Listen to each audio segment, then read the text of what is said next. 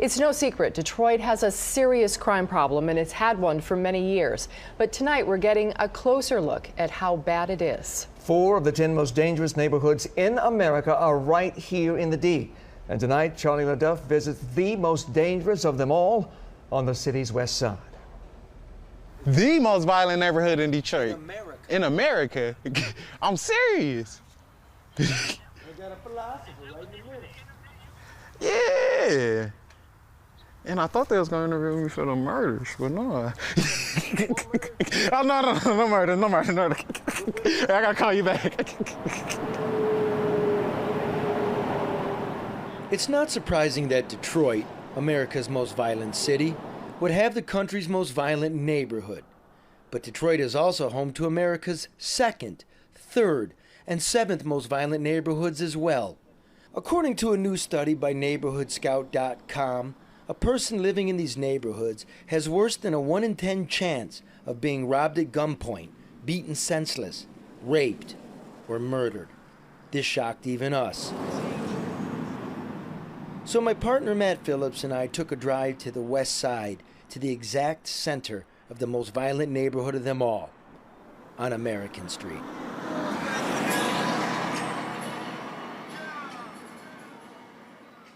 How old are you? I'm 21. How old do you expect to live? Till I'm at least 90 or 100, at least. But ain't no telling. We wake up every day. You never know when it's your time to go. What's your dream, Lance?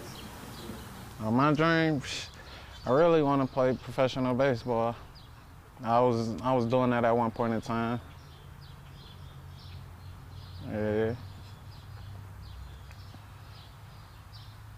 It's a typical type of Detroit neighborhood, the kind not included in the downtown talks of money and real estate and rebirth. Here it goes: church, liquor store, church, liquor store. Looking around, it's hard to know which has had the greater influence. My grandson could have been dead twice, but for the mighty, just for the help of the Lord, because you know what?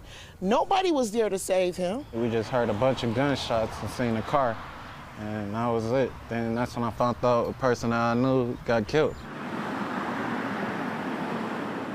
When I seen it happen, it messed me up then. Then as I got older, I was just started to understand. I mean, I understand why it happened, but I started to just not really, you know, I wouldn't even say not really care, but just understand what happened, basically. The bottom line is, here these single parents are trying to raise these kids. These kids don't have anybody at home but television, and they're running loose. We didn't do that kind of stuff. Our parents were parents. The parents of today, they just aren't the same as ours. And I think that's when lies the real problem. And there are not enough uncles in blue to clean up the mess. Exactly. They won't let us be uncles like we used to. Like I had an uncle in blue. He wouldn't allow it. He would kick my you-know-what. It's to the fact if they really care or not, honestly. Like, if they really care to solve the crime, because there's so many unsolved crimes in Detroit, it's ridiculous. And it keep going. It's just a cycle. It just keep going on and on and on and on.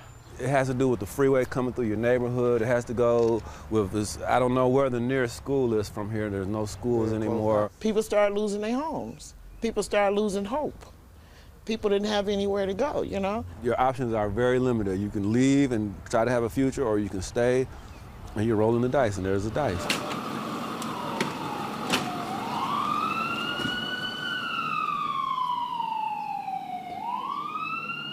We're all cousins living in this thing called America, and when we're gone, they'll talk about us and what we were, whether you lived on American Street or the Avenue of the Americas. It's up to us about what they'll say. Detroit is where the heart is. Like, my heart is in Detroit, so I grew up in this city. I know this city well. I ain't saying I'm gonna be here for the rest of my life, but at this point in time, I'm here and I'm dealing with it. In Detroit, Charlie LeDuff, Fox 2 News.